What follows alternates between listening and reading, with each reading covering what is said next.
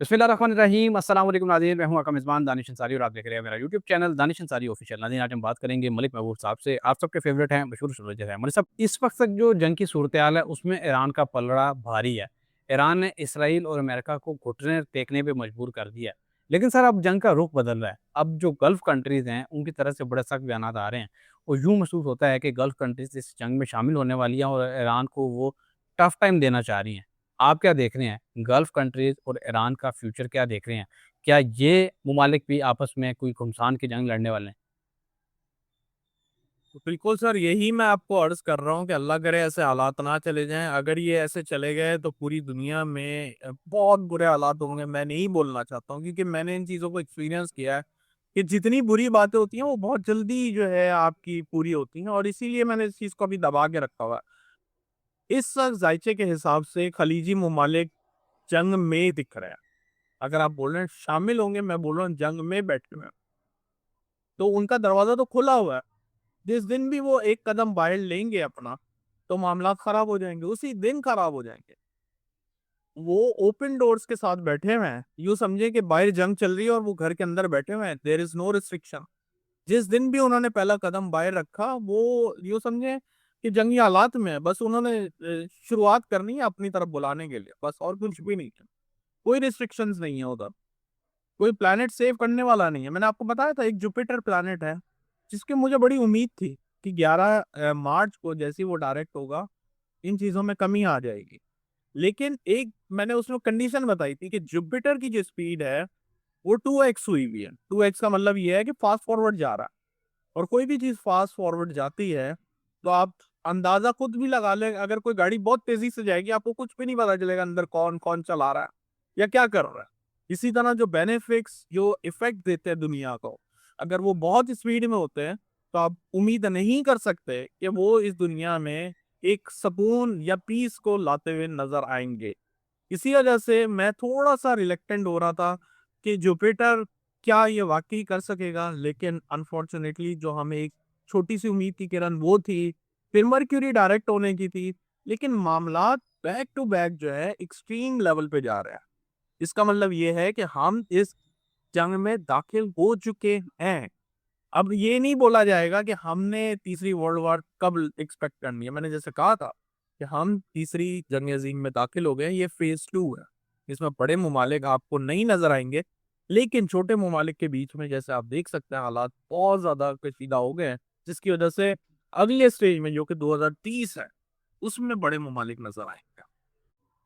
Okay sir. अच्छा sir, एक और इम्पोर्टेंट डेवलपमेंट ये है कि डोनाल्ड ट्रंप ने ये मुतालबा किया है ईरान से कि वो अपनी जो अफ़ज़ुदा यानी कि इनरिच यूरेनियम है वो अमेरिका के हवाले कर दें तो जंग का खात्मा हो जाएगा। और अगर सर ईरान इस तरह करता है तो जंग का खात्मा तो नहीं हो जाएगा, बल्कि यूँ महसूस होता है कि ईरान का खात्मा हो जाएगा, क्योंकि ये यूरेनियम ही है और ये एटॉमिक प्रोग्राम ही है जो ईरान की बका का सबब बन सकता है, या ईरान में इस वक़्त जो मौजूदा रजीम है उसकी बका का सबब बन सकता है। आप क्या देख रहे हैं? आपने ये प्रेडिक्शन की थी कि बूट्स ऑन द ग्राउंड दिखाई दे रहे हैं। क्या आपको वाक़ई ऐसी कोई चीज़ दिखाई देती है कि बूट्स ऑन द ग्राउंड वाली चीज़ जो आप पहले बता रहे थे, वो आइंदा आने वाले दिनों में आपको दिखाई दे रही है?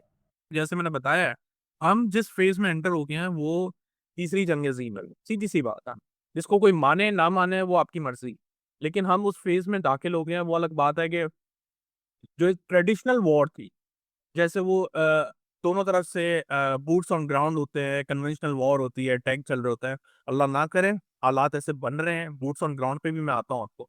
लेकिन वैसी नहीं, अब टेक्नोलॉजी वाइज़ के हिसाब से वॉर चल रही है, तो लोगों को इसलिए इस चीज़ का एहसास नहीं है। लेकिन अल्लाह रहम करे जो ईरान में होंगे, जो दूसरी जगहों पे होंगे जहाँ पे बमबारी हो रही है, उनको डेफ़िनेटली इस चीज़ का अंदाज़ा होगा कि आजकल की जो वॉर है, वो और भी ज़्यादा भयानक है। आपको पता ही नहीं है कहाँ से कौन-सा बम कहीं पे भी गिर जाएगा, आपको कोई आइडिया नहीं। इम्पोर्टेंट बात अब जो लास्ट बात मैं करने जा रहा हूँ, वो ये है कि 29th मार्च, ये बात आप ज़हन में रखिएगा। ये एक शायद गेम चेंजर हो जाए, शायद इसलिए कह रहा हूँ, क्योंकि ये सिर्फ़ नक्षत्र चेंज हो रहा है केतु का। केतु लियो में है और लियो में वो जिस नक्षत्र में जा रहा है, उससे ट्रम्प के ऊपर जो है एक खौफ तारी हो सकता है, जिसकी वजह से वो बैक आउट करने की कोशिश करे। बट वही वाली बात है कि आप एंटर हो गए हैं, एग्ज़िट कैसे होंगे ये किसी को भी नहीं पता। हालात जो है अब एग्ज़िट की पोज़ीशन में नहीं है, ये कम अज़ कम भी मई तक ऐसे ही चलेंगे। नरम-गरम, ऊपर-नीचे, लेकिन 29 मार्च तक हालात बहुत ज़्यादा संगीन होते हुए दिखाई दिए जाएंगे, इसलिए हौसला रखें, अल्लाह से दुआ करें। मैं यही कह सकता हूँ, फिलहाल मेरे पास कोई जो है ना अच्छी न्यूज़ नहीं है। बूट्स ऑन ग्राउंड जो है वो अल्लाह ना करे 29 मार्च के बाद नजर आता है। और ये अगर कॉन्फ्लिक्ट बढ़ गया 29 मार्च के बाद, तो बूट्स ऑन ग्राउंड में सिर्फ एक मुल्क नहीं आने वाला, ये याद रखिएगा। अभी तो ये अमेरिका बात कर रहा है, फिर ओपोजिशन से भी आने वाले, मतलब ईरान की भी साइड से कोई ऐसे ममालिक आ जाएंगे जो आपस में लड़ते हुए खुदा न खास्ता आपको दिखाई दिए जाएंगे। अगर अभी फिलहाल के हालात ये दिखा रहे हैं कि बहुत सारे ममालिक आएंगे, नेटो ममालिक आ जाएंगे और इसको खुलवा लेंगे, लेकिन बज़ाहिर मुझे ऐसा नजर नहीं आ रहा कि सिर्फ ये वन साइडेड होगी। ये वन साइडेड हुई भी तो बड़ी तबाहकुन होगी, ये याद रखिएगा। मुकाबला जो है ये ऐसे ऐसा इनका मुकाबला है कि जैसे लोगों ने पहले तो एज्यूम किया था कि ईरान तो 2 दिन में फारिग हो जाएगा, लेकिन मैंने आपको पहले ही कहा था कि ईरान को बेशक मार बहुत पड़ेगी, लेकिन अगर आप ये सोच रहे हैं कि ईरान हार जाएगा, आप गलत फहमी। ओपोनेंट बहुत इंपॉर्टेंट होता है किसी भी चार्ट में, फर्स्ट का सेवन में। जो आजकल की शादियां डिस्टर्ब होती हैं वो इसी वजह से होती हैं कि दोनों साइड पे एकदम से बहुत पावरफुल पोजीशन में बैठे होते हैं प्लैनेट, इसलिए लोगों के बीच में कॉन्फ्लिक्ट होता है। हस्बैंड वाइफ, जो भी रिलेशन हो, पार्टनरशिप हो, जो भी हो, वो इसीलिए एकदम से टकराव का शिकार में आते हैं, क्योंकि उनके दोनों साइड जो होते हैं ना बहुत स्ट्रांग होता है। कोई भी एक साइड कमजोर होगा, वो गाड़ी किसी ना किसी तरह चल जाएगी, लेकिन वो सही नहीं चलेगी, चल जाएगी। तो इसी तरह से ईरान के जो ओपोनेंट है वो बहुत ज्यादा वीक है, इस वजह से इनको जो भी उनसे लड़ने आएगा वो शुरू में तो बहुत ज्यादा झंडे गाड़ लेगा, लेकिन फिर जो वो जब उनकी बारी आएगी तब फिर वो भूल जाएगा कि हमने किससे पंगा लिया था। डोनाल्ड ट्रंप ने ये दावा किया है कि उन्हें ईरान की तरफ से डील की ऑफ़र की गई है, यानी कि वो ये कह रहे हैं कि ईरान ने डील की ऑफ़र की है कि आप हमारे साथ मुज़ाकरात करें और इस जंग को ख़त्म करें। जबकि दूसरी तरफ ईरान ने डोनाल्ड ट्रंप के इस दावे को यकसर मुस्तरद कर दिया है। और सबसे बड़ी अहम डेवलपमेंट एक ये भी है कि यूक्रेन ने रूस के सबसे बड़े मगरबी बरामदी ऑयल टर्मिनल पर ड्रोन हमला किया है और बड़े पैमाने पे उसको नुकसान पहुँचाया है। और सर, आपकी ये प्रेडिक्शन भी थी कि इन दिनों में पूरी दुनिया में जंगें दिखाई देंगी। पाकिस्तान और अफ़गानिस्तान के बारे से भी आपने बताया था, रूस और यूक्रेन के बारे से भी आपने ये प्रेडिक्शन की थी। सर, सबसे पहले ये बता दें कि डोनाल्ड ट्रंप ने जो ये दावा किया है कि ईरान मुज़ाकरात करना चाहता है, इसकी क्या हकीकत है? क्या वाक़ई कोई मुज़ाकरात होते दिखाई दे रहे हैं? क्या बैकडोर कोई मुज़ाकरात हो रहे हैं? इस तरह की कोई चीज़ दिखाई देती है आपको? अच्छा, एक बात मैं आपको बताऊं, अगर हम ट्रम्प का जायचा देखें, एक्चुअल हमने ईरान पे बहुत डिस्कशन की है, बहुत सारी अलग चीज़ों पे डिस्कशन किया है। अगर हम ट्रम्प का जायचा देखें तो ट्रम्प जो है, आपको नहीं पता, मुझे नहीं पता कितने जो हमारे व्यूअर्स हैं उनको पता है, ट्रम्प एग्जैक्टली ग्रहण के दिन पैदा हुआ, जो ग्रहण लगा होता है उस दिन पैदा हुआ। और इनके सारे प्लैनेट दोनों नॉर्ड्स के बीच, मतलब राहु और केतु के बीच में बैठे हुए हैं, जिसको कलसर्प योग भी कहा जाता है। इसका मतलब ये होता है कि आपके प्लैनेट राहु और केतु के बीच में है, कोई बाहर नहीं है उससे। तो ऐसे लोग बहुत ज्यादा जिद्दी होते हैं, और ऐसे लोगों का मानना ये होता है कि माई वे, एक होता है माई वे और हाईवे, इनका मानना होता है only my way, that's it. इनके पास हाईवे का कोई चांस नहीं होता। तो ये जो इस तरह की कैफियत है, उसके ऊपर ओवर एंड अबव रिसेंटली ये हुआ है, जो अभी राहु केतु, मतलब जो सोलर इक्लिप्स और लूनर इक्लिप्स लगे हैं, वो एग्जैक्टली सेम पोजीशन पे इनके लगे हैं जो नेटल बर्थ चार्ट में इनके राहु केतु की पोजीशन। इसकी वजह से इनके ये जो दो प्लैनेट हैं वो सारे जो जायचा है उसके ऊपर बहुत हावी हुए हैं। और मैंने जैसे बताया है कि इनका जो मानना होता है कि ओनली माई वे, तो ये इस पे ही कायम रहेंगे, और इसकी वजह से मसाइल मजीद बढ़ते हुए दिख रहे हैं इनके चार्ट में।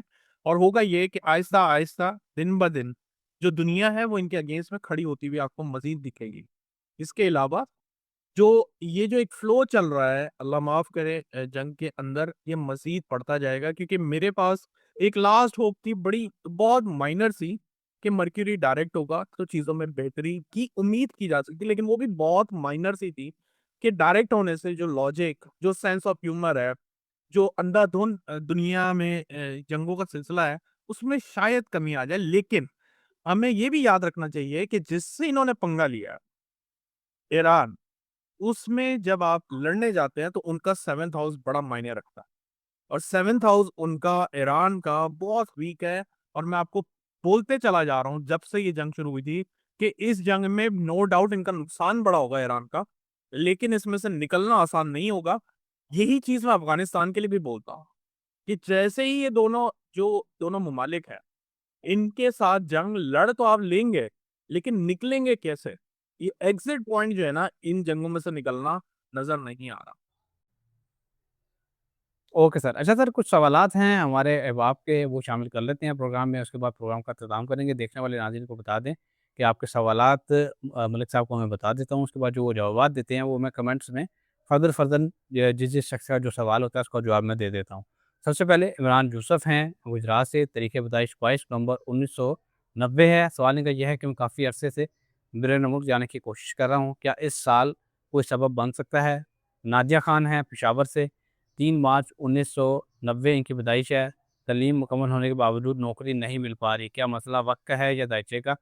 अरसलान अली हैं पेशावर से, 11 जुलाई 1985 इनकी पैदाइश है। सवाल इनका ये है कि कारोबार में पार्टनरशिप की पेशकश मेरे कज़न की तरफ से है, क्या ये पेशकश मुझे कबूल करनी चाहिए? फ़रीहा सलमान हैं मुल्तान से, 27 जनवरी 1992 इनकी पैदाइश है। सवाल इनका ये है कि पिछले कुछ अरसे से सेहत के मसाइल हैं, क्या ये वक़्ती असरात हैं या संजीदा एहतियात की ज़रूरत है? अब्दुर्रहमान अली हैं पेशावर से, 19 सितंबर 1979 की पैदाइश है। सवाल इनका यह है कि घर में नाचाकी और बेसुकूनी रहती है, क्या इसका ताल्लुक किसी सियारवी असर से है? हिना अल्ताफ़ हैं सियालकोट से, 6 जून 1997 इनकी पैदाइश है। सवाल इनका यह है, क्या इस साल नया घर या प्लाट खरीदने का कोई इम्कान दायचे में बनता है? वकास अली हैं रावलपिंडी से, 14 दिसंबर 1991 इनकी पैदाइश है। सवाल इनका यह है कि नौकरी की तब्दीली का सोच रहा हूँ, क्या ये वक्त मेरे लिए मुवाफ़िक है? सलमान रशीद हैं सक्खर से, 22 फरवरी 1985 इनकी पैदाइश है। सवाल इनका यह है कि मंगनी के बाद रिश्ते में गलतफ़हमियाँ बढ़ गई हैं, क्या ये वक्त का असर है? आसिफ नदीम हैं, उन्होंने कमेंट किया है, कहते हैं मलिक साहब आप बहुत तहम्मुल से सवाल सुनते हैं और सादा अल्फाज में बेहतरीन जवाब देते हैं। बहुत शुक्रिया आसिफ नदीम साहब, आपका भी और तमाम देखने वाले नाज़रीन का शुक्रिया। अपनी आरा से, अपने फ़ीडबैक से हमें आगाह करते रहें, अपने सवालात पूछते रहें। आपके सवालात हम प्रोग्राम में ऐड करते हैं। इंशाअल्लाह नेक्स्ट प्रोग्राम में ऐसे ही दिलचस्प टॉपिक है दोबारा पेश होंगे। अगली वीडियो तक के लिए मुझे और मलिक महबूब साहब को इजाज़त दीजिए। अल्लाह हाफ़िज़।